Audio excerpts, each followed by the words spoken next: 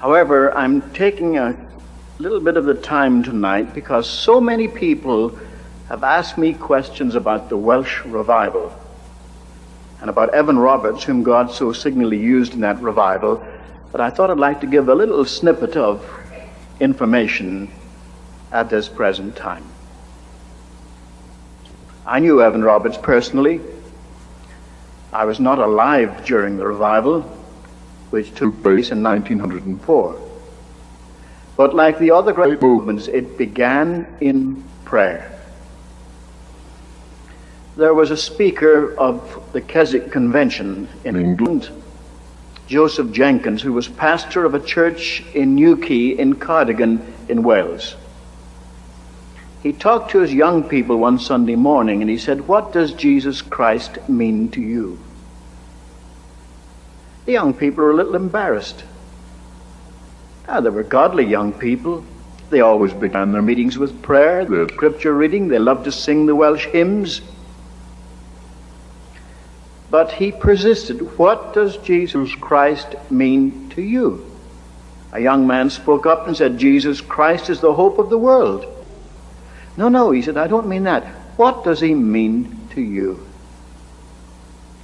A girl called Florrie Evans, who'd been converted only 3 weeks, spoke up and said, "I love the Lord Jesus with all my heart." It was so sincere, it so deeply moved those young people that Dr. Martin Lloyd-Jones, the famous Welsh preacher, told me that was the beginning of the Welsh revival. Joseph Jenkins formed the young people into a team. He took them with him in preaching. Seth Joshua, the outstanding evangelist of Wales at that time, visited that church in September. And I have read his diary in the University of Wales archives. 19th September. I tried to close the meeting, but it would continue on beyond human control. I knew his son, Dr. Peter Joshua, who died just last year, an outstanding American Presbyterian minister. He said his father tried to close the meeting, said, "Now, young people, it's 3 minutes to 12. Tomorrow's another day. Let's have the benediction. Go home and get some sleep." He pronounced the benediction. There's a slight pause, and then someone would start to pray or sing. Then he would try again. He said, "Young people, tomorrow's another day." And someone said, "It's tomorrow already." That's rather contradictory, but you know what they meant. He was so moved. Mrs. Jessie Penn Lewis wrote to a magazine in London saying a cloud no bigger than a man's hand had appeared in Wales. And by the time that was published, something else was underway. Now, Evan Roberts was a coal miner. He was a Sunday school teacher, but he felt called to the ministry, and he was studying at Newcastle Emlyn College when Seth Joshua came back from that church and told of the local revival in Newquay. And Evan Roberts' heart was stirred. The students of the seminary petitioned the principal to cancel all classes and let them attend Seth Joshua's next meeting at a place called Blaenanner. The principal said, "You'll learn more in 1 week of revival than 3 years of study at college." So the students all went down there. The evening meetings were packed, but the morning meetings, in those days they didn't have babysitters, and people at work, people at school couldn't come. So only the nice old ladies of the parish were there, plus the theological students. But one morning Seth Joshua said in Welsh, "O our glúid pligni, O Lord, bend us."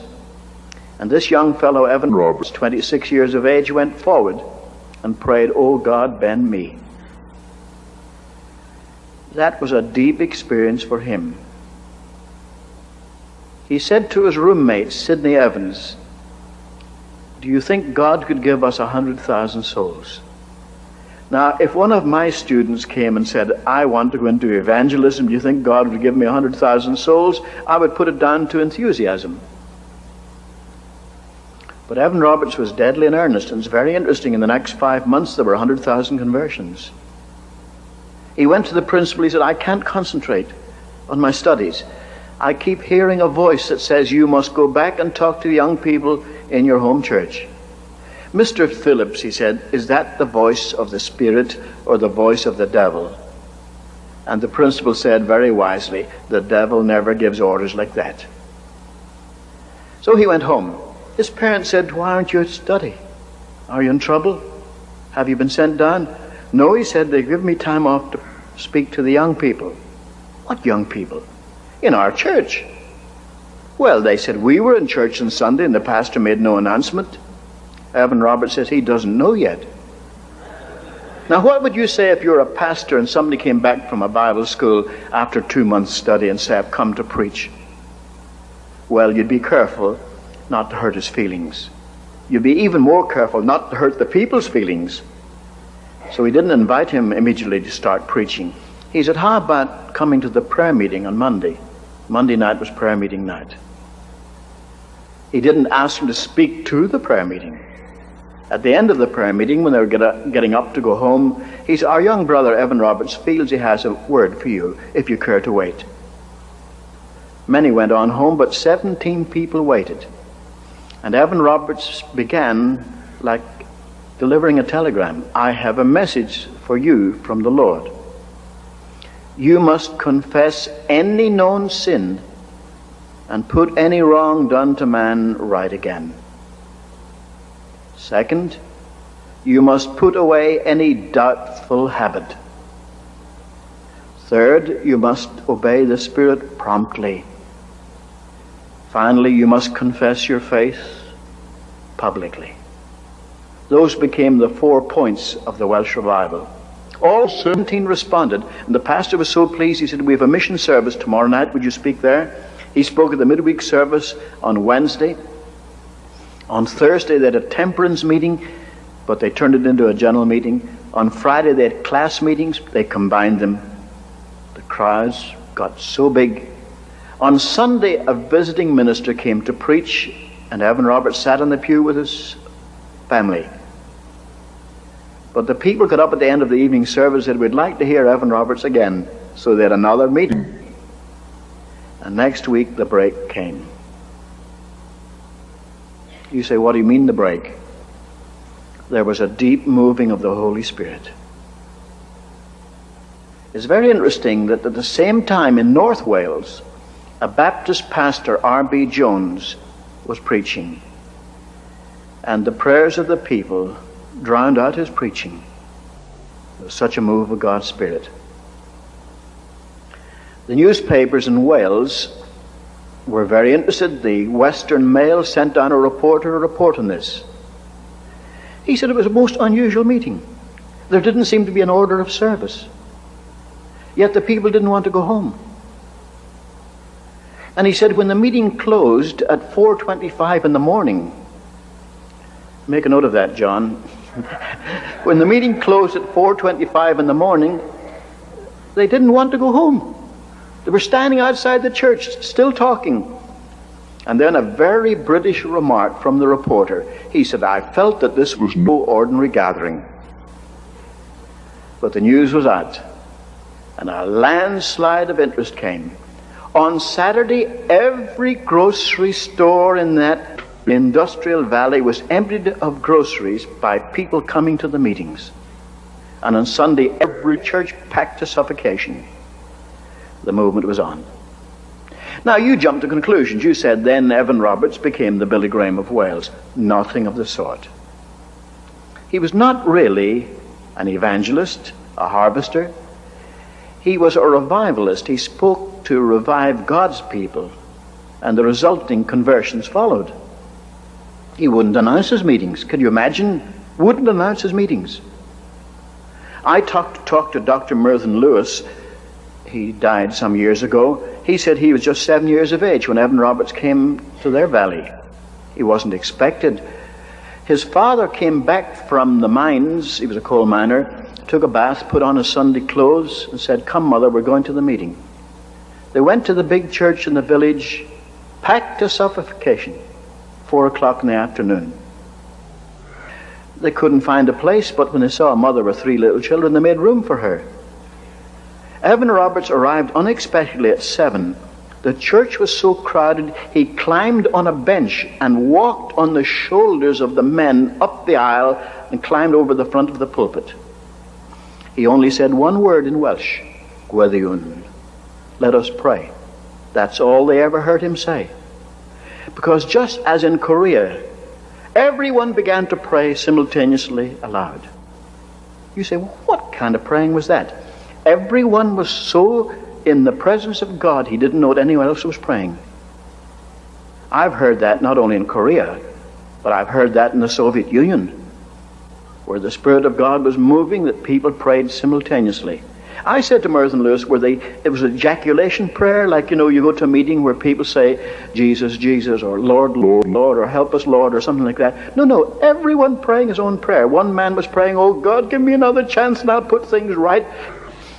And the mother was praying, oh God, my boy hasn't written to me since he went to Liverpool 2 years ago. Lord, what about my boy? Somebody else praying something else. One man took his elbow and hit Mr. Lewis Sr. and said, would you stop praying? Tell me how I can become a Christian. I can't stand this. Evan Roberts left at 10 o'clock at night to go to another meeting. His leaving was a commotion, of course. He had to climb on the shoulders again and walk back. But the meeting went on. Mr. Lewis at 2 o'clock in the morning said, come, Mother, we better take the children home to bed. One child had fallen asleep, another was toppling over. They walked home in the drizzle, put them to bed. So close to daybreak that Mr. Lewis sat in the rocking chair in front of the kitchen fire and slept till daybreak, went off to the mines again, came back at 3, took a bath, and said, come, Mother, we're going back to the meeting. Went back to the same church, the meeting going full tilt. You say, that's incredible.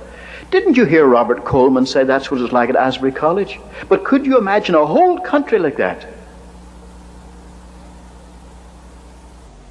It was phenomenal. The reports were in every newspaper in the Western world. You look up any Dallas paper of 1904, towards the end of 1904, you find reports of the Welsh revival. Not only were 100,000 people converted, but the social impact was astounding. By the way, as far as those converts were concerned, 5 years later, a man wrote a book to debunk the Welsh revival. You'd hardly believe this, but he said, of the 100,000, I'm round figures, that joined the historic denominations, after 5 years, only 75,000 were still in membership. Only 75,000. Of course, that didn't take care of the immigration from Wales. Wales is a very poor country, hilly and rocky and mountainous. Lots of them emigrated to Pennsylvania, to Canada, to Australia, and so forth. I decided to research that, and I found the number who remained in fellowship was 82.5%, which was astounding. But as I say, the social impact was even more amazing. Drunkenness was cut in half, but it caused a wave of bankruptcies. You say, how could a revival cause bankruptcies? Mostly taverns couldn't sell their booze. They buy their stock of liquor, but they have to sell it to pay their bills. They couldn't sell it. They went broke one after another. Crime was cut in half. I've studied the records of the crimes supplied by the police. In some places, the police were unemployed. They sent for a sergeant of the police to answer questions. What do you do with your time now? Imagine asking the police in Dallas, what do you do with your time? I don't know what it's like in Dallas, really, but in Los Angeles, if my wife were to call the police and say, I think there's a prowler outside, they say, well, we're too busy to come, but if you hear anything more suspicious, call us again. But in Wales, the police were unemployed. This sergeant answered some questions. He said, well, before the revival, our main job was to prevent crime or to control crowds at market days, football games, and the like. Since the revival, practically no crime. So we just go with the crowds. A counselor said, what do you mean you go with the crowds? Well, Counselor, he said, you know where the crowds are now. They're packing the churches. Every church packed every night. But do they need the police to direct them to the church? Oh, he said, you don't understand. We have 17 police in our station, but we've got 3 excellent male quartets. If any church wants a quartet to sing, they notify the police.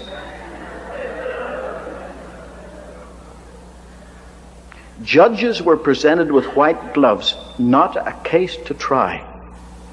I don't know what it's like in Dallas, but in Los Angeles, if a man commits a murder, it may be a year before he's tried. There's so many cases on the calendar. But the chamberlain will get up and say, Your Worship, there are no cases to try. No robberies, no embezzlements, no rapes, no murders, nothing.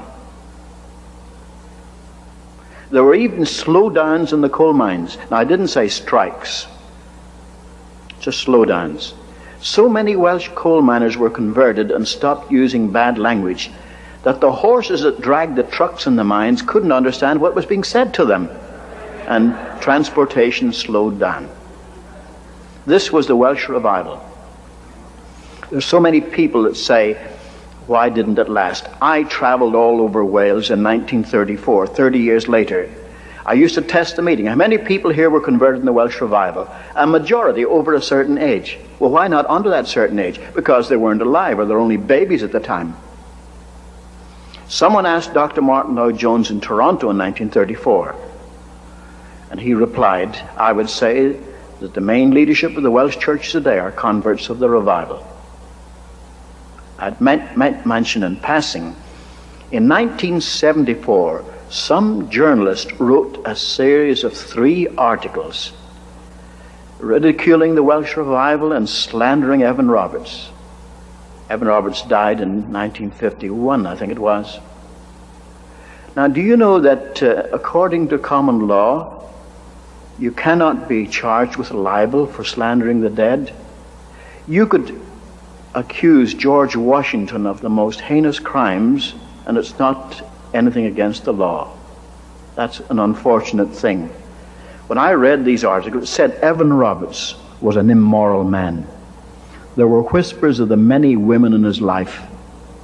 His preaching was so aphrodisiac that the illegitimate birth rate in Wales went up.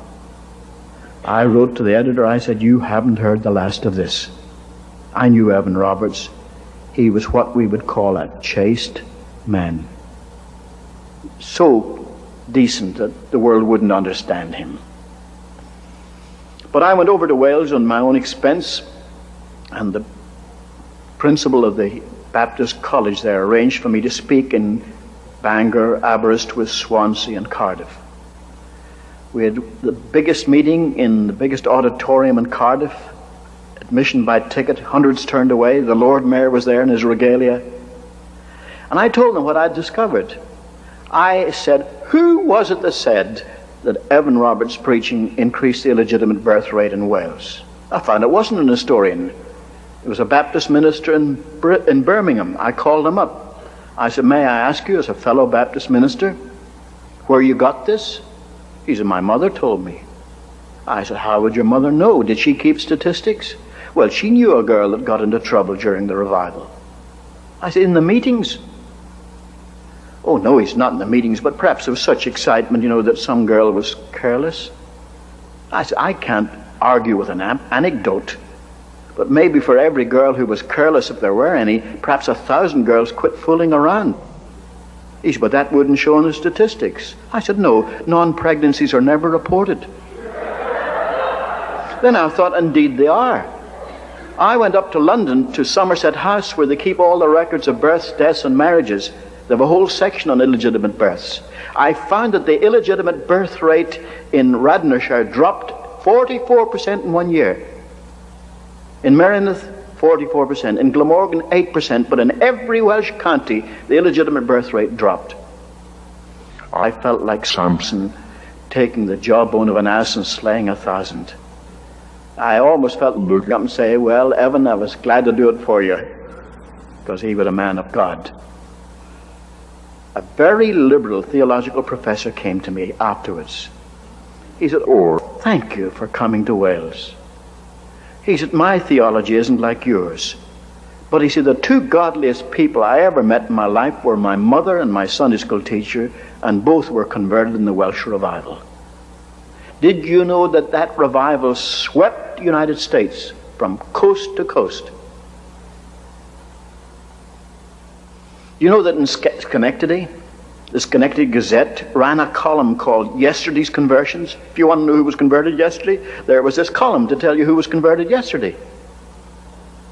You know that in Portland, Oregon, 200 stores closed from 11 to 2 for prayer?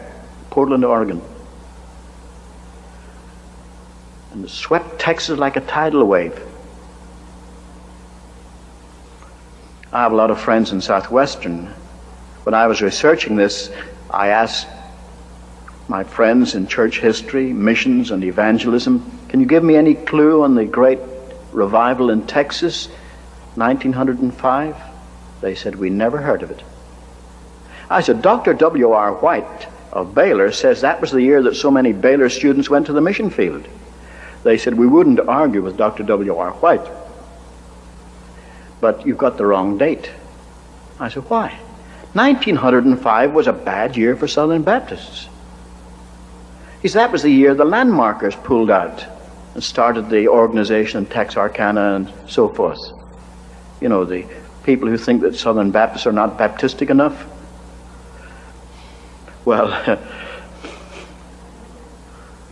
that's always an amazing thing to other people. We think Southern Baptists are quite Baptistic enough, if not more. But he said we lost hundreds of churches, scores of associations in Arkansas and Tennessee pulled out.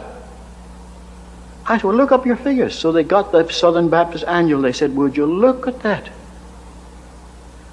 The number of baptisms in the residue, those that stayed true to the convention, went up 25% over the previous year. I shall tell you something else. There were so many conversions in Texas. So many young men volunteering for the ministry, they knew that Louisville could never take care of them.